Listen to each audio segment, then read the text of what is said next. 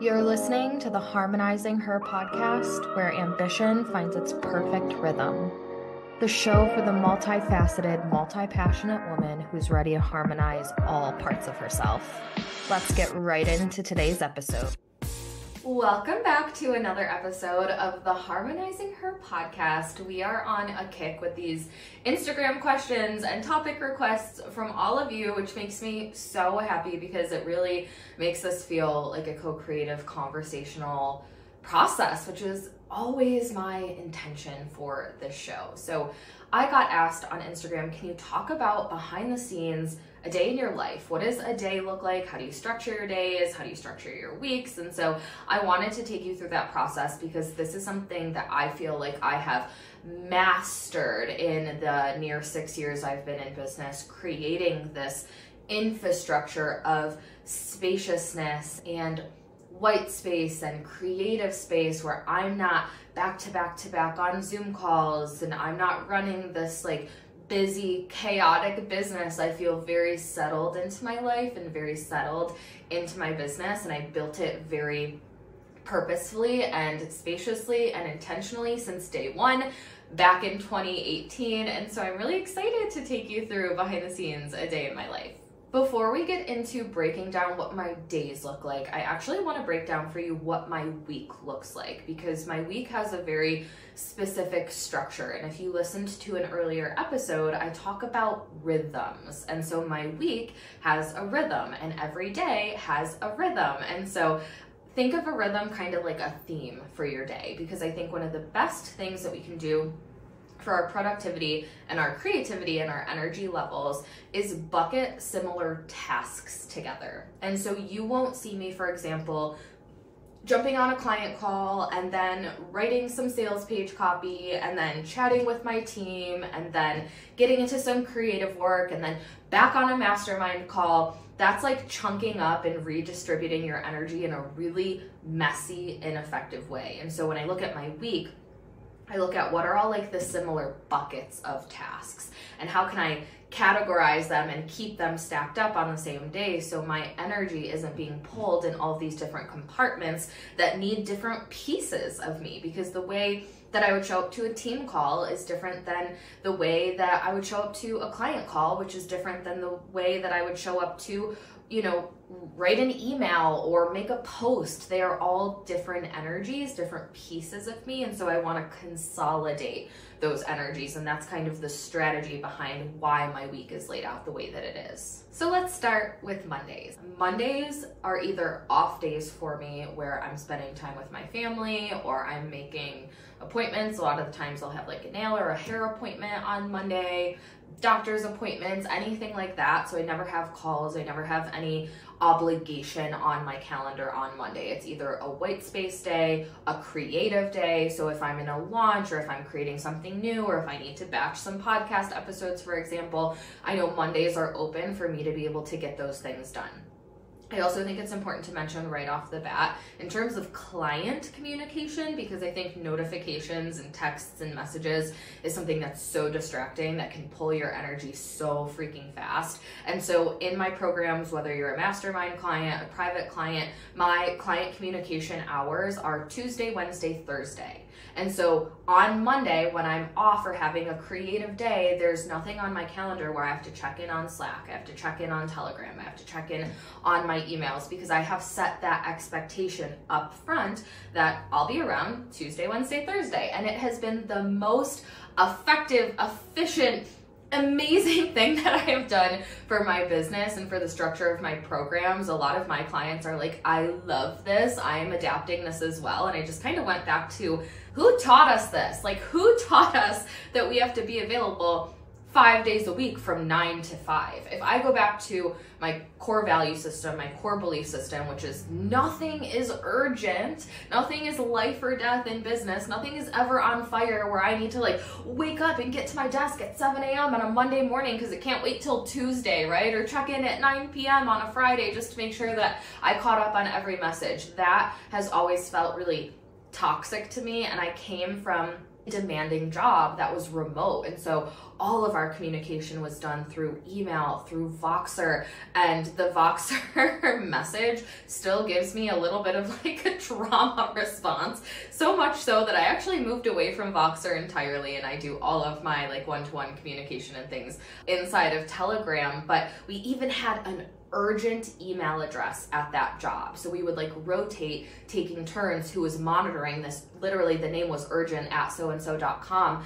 And I just remember thinking when I started my own business, I didn't want to take that energy into the business. I did not want anything to be urgent, and I didn't feel like it was necessary for my clients' growth and transformation for me to be available 5 days a week, 24/7 to them. And in fact, I think that's something that hinders our growth oftentimes, because in the past, I've had relationships with clients where like they wouldn't make a move until I would get back to them, right? And I didn't ever want my clients to be in a position where they needed me to co-sign on every single decision and idea that they had. And so now oftentimes is if someone sends a message through on like 5 p.m. on a Thursday, they know I'm not going to get to it until probably 9, 10, 11 a.m. on Tuesday.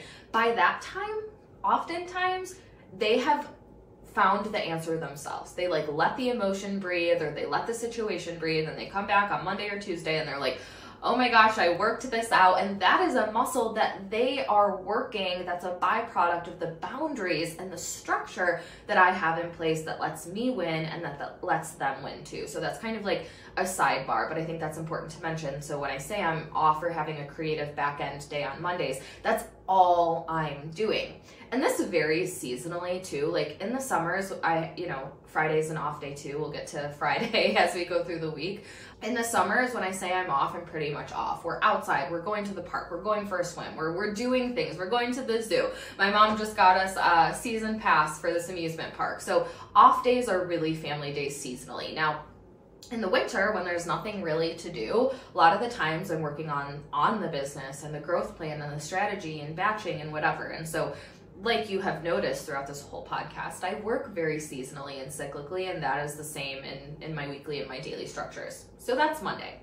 Tuesday is client focused entirely. It is a coaching day. So this is when I would take private client calls. This is when I would catch up on Slack. This is when I would catch up on Telegram. This is when I would catch up with my team Slack. Anything that like needs my attention or my response, that's what Tuesdays are for. Now, I'll also say this.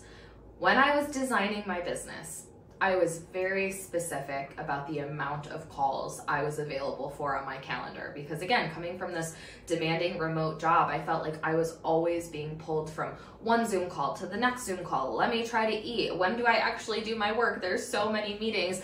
And when I started my business, I was like, I don't want to be tied to Zoom.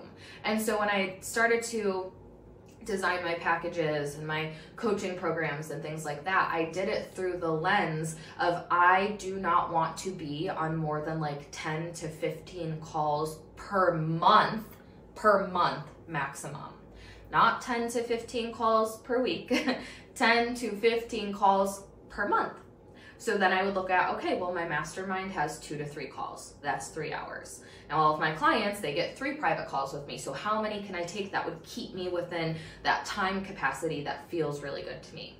Another thing is I don't take more than 2 to 3 sessions in a day. 3 is my max, definitely no more than that, but I would say most of the time it's 2. So Tuesdays, typically I will have a client call or 2 and I'm catching up with clients. And then depending on what I have going, what projects I'm working on, then I might shift energy after the client support is done for the day. So again, I'm not jumping back and forth. I've done that part, that energy. I've had my calls. I've responded to all the messages. Then I might switch into something else that needs to be done, if anything. And if not, I'm usually wrapped up for the day by like 1, 2 p.m. at the latest. That's another boundary for me. I don't take calls after 2, 3 p.m. So I don't take late afternoon calls because I know that's when my energy starts to really fizzle out. And I make sure that my calls are stacked. And so when I'm putting my availability out there, it's in a way where someone isn't necessarily going to book like a 9 a.m. session and then a 1 p.m. session. I have this big gap. I have stacked sessions that are back to back, and there's 2 to 3 time slots per day. So when people book in, it's back to back. I created that infrastructure so that could happen. Again, it's not accidental, it's not coincidental, it's very intentional, it's very purposeful. And there are some weeks that I don't have any calls at all. So this week is one of them, for example. Today is Wednesday, I'm recording this on a Wednesday. I've had one meeting on my calendar all week. It is my CEO mastermind call, but like Tuesday, for example, I didn't have any private sessions this week. So there is that fluctuation there, which I really, really love. Tuesday's coaching, that brings us to Wednesday. Wednesday works as an open day. So depending on what's going on, I'm either off with my family, I'm working on the business, and I'm making podcast episodes like I am today, or batching or filming or anything that needs to be done behind the scenes. Or if we run into a week where availability isn't syncing up, or I have an extra busy week, I might put a client call on a Wednesday, depending on what I have going on. It's unlikely, but Wednesdays are the days where they're kind of in the middle of the week. Okay, what did we get done yesterday? What do we need to get done before the end of the week? How are clients? What's the schedule looking like? And what needs to be plugged in? So I love having Wednesday as my white space day because it allows me to just drop in and either feel into the creative energy like I was doing today. I got up early, I got myself ready, I microdosed, I drank my coffee, we're recording here. This is really the entirety of my day and it feels so good. So Wednesdays are like an open free day.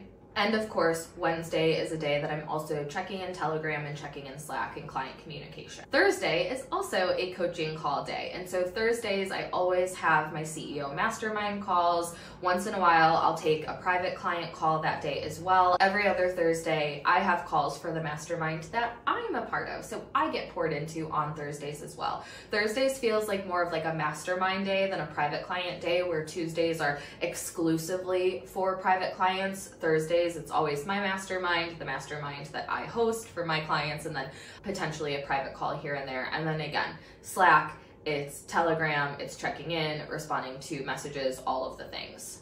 And with Thursdays, it is a strict coaching day because it usually keeps the day pretty full between my mastermind call, the CEO mastermind call, and then if I have a third call, and then checking in with clients in between. That's the entirety of my day, where by 3 p.m. I'm totally done for the day. I'm not working in my business on Thursdays. I'm not creating content on Thursdays. I'm not trying to tap into these other energies on Thursdays, because Thursdays require me to really stay in that coaching mindset and energy. Fridays are the same as Mondays. They're mostly off days or just completely open days, or if I'm feeling that creative energy and there's like overflow, or we're ramping up for a launch, or the business is needing something, or like right now we're gearing up for a launch, and so there's some things that I need to create behind the scenes, and so that's what I might be working on this Friday. But otherwise, they're totally open, no client communication, no emails, no Slack, no nothing like that. I'll even take you into the weekends because we have a weekend rhythm. Saturday, almost every single Saturday, my mom takes my son. And so almost every single Saturday, we have a date night, we're spending time, we're going out to dinner, we're doing something, just my husband and myself. And then Sundays are faithful Sunday reset days. We're meal planning, we're grocery shopping, we're cleaning the house, we're doing the laundry, looking at the week ahead, and just doing that big reset of an energy, which is my favorite. I love a Sunday reset. So that's my week at a glance, and it is built really, really beautifully and in a really aligned way. Now let's jump into what a day might look like. So another question I got asked, what does your morning routine look like?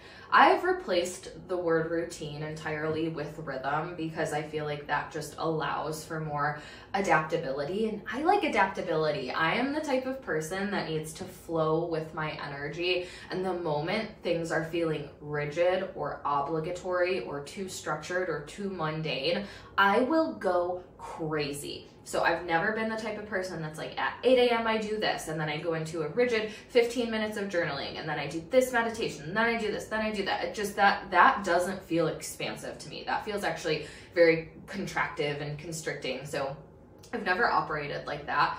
Plus, I have a toddler, and so that just, those two things, the math isn't mathing. So what my typical morning rhythm looks like is around 7, depending on my son. I wake up around 7, 7:15. On a good day, he might let me sleep till like 7:30, 7:45. I wake up with him, I take him downstairs, I get him settled, I get him he loves chocolate milk and he calls it brown milk. So he's like, brown milk. I get him his brown milk. I change his diaper. I get him some breakfast. I get him settled. He's playing with his toys. Now I'm in the kitchen. I'm drinking water, I'm drinking my pre-workout, and I'm getting changed to start my workout. Now this is something that me and my son do almost every day together, and it's like really, really sacred time. Or I ask him, okay, you ready to work out? You ready to get our exercise in? I got him these little Toddler foam dumbbells for Christmas, so he gets his weights, I get my weights, and we go right into a workout. I'm very much a morning workout person. There are like some extenuating days where I'm just like, I gotta kind of just get right into the day, and I have a lot to do, and so I want to save that workout for later after I've like had a really full day to kind of like burn out that energy. I'm also a generator in human design, and so that's something that is recommended for generators. If you don't know, working out later in the day can sometimes be better for us because any lingering or excess energy we have, we can burn it out and get it out of us before we actually rest and wind down for the day. But most of the time, I'm doing that workout basically like 15 minutes after I'm opening my eyes and just getting right into it, just dropping right into my body, moving my body. From there, it is breakfast, shower, and getting ready for the day. I'll have my speaker out in the kitchen and we're jamming to some music, or I'll have something in my ear, a podcast. I'm listening to something that is filling me up, and that can be a podcast, that can be music, it could be a course, it could be anything, but I'm plugging something in to feed my mind. So by this time, it's usually like around 9 a.m. So I'm ready to start work. My husband takes over with my son. I head into my office. The first thing that I'll do typically is I'll look at my big three. These are either the big three things that I need to get done that day, or depending on what's going on, it's the big three for the week. So big three on a more like micro level is, okay, what are the 3 things that I need to get done today? And then on a more macro level, what are the 3 big things that need to get done this week? I'm looking at what I need to do. I'm looking at what I might need to delegate. I'm checking in with my team, and I'm just making sure that everything that needs to be moving along is moving along. From there, I always, depending on what day it is, I shouldn't say always, depending on what day it is, if it's a Tuesday, Wednesday, Thursday, I'm checking in Slack. And so I will check in first thing in the morning, get to any lingering messages, and then jump into whatever I might be working on. So today, for example, it's a Wednesday. I'm recording 2 podcast episodes, and I'm also recording some other things for a limited series for a launch that we're rolling out in March. And so that's basically like my big 3 for the day is really just a big 1, and it's recording content, and that's what I'm doing, and that's all my day will entail. And so I got up and I got myself ready and I got in the mood and I got in the vibe, and that's all really important for whatever kind of day that I'm dropping into. And then after I've done whatever focus work that I need to do, that's when I circle back to my messages, either like a midday checkpoint or an end day checkpoint. So on any given client communication day, I'm checking in 2 to 3 times a day. In the morning, middle of the day, and then before I wind down for the day, which is anywhere really between 2 and 3 o'clock. I would say by 3 o'clock, most times my days are completely winded down. And so I will do a final check-in around there and then check in the next day. And the reason that I'm mentioning this is because I think it's really important to have like designated windows where you're checking messages rather than leaving Slack up all day long, and then every time you hear that little do-do, you're stopping what you're doing, you're dropping in, you're coaching, you're trying to shift your energy back. Anytime you have to like hard shift your energy like that, it is a hard no for me, because that takes you out of flow, and that's something that we want to stay in. And so I'm not gonna stop recording this podcast episode, go check in on my client messages, get into coach mode, and then be like, oh, I gotta like get back into the podcast flow. I'm gonna podcast what I need to podcast. Then after I've done that focused work, I'm gonna go back to Slack. I already was in Slack today this morning getting through the messages. I will go back once again. And so again, there's this rhythmic nature to how I run my days. And so what happens after work? What about after that final check-in? Between 3 and 5 p.m. every day is really quality time with my son. I walk out of my office and he greets me with the most beautiful, enthusiastic, mommy, and he runs me, hugs my leg, and it's just like, I am there for you. So we will play, we will color, he will help me make dinner. If it's a day that I didn't work out in the morning, that's usually when I will get my workout in before we start to make dinner. And so it's really just family time, relaxation time. Sometimes I take a shower in that time frame. Like really, again, it depends on the day, but that's just like present in my lifetime. I love cooking. And so I cook dinner almost every single day. I always say we eat dinner like 80-year-olds because sometimes I start cooking at like 4 p.m.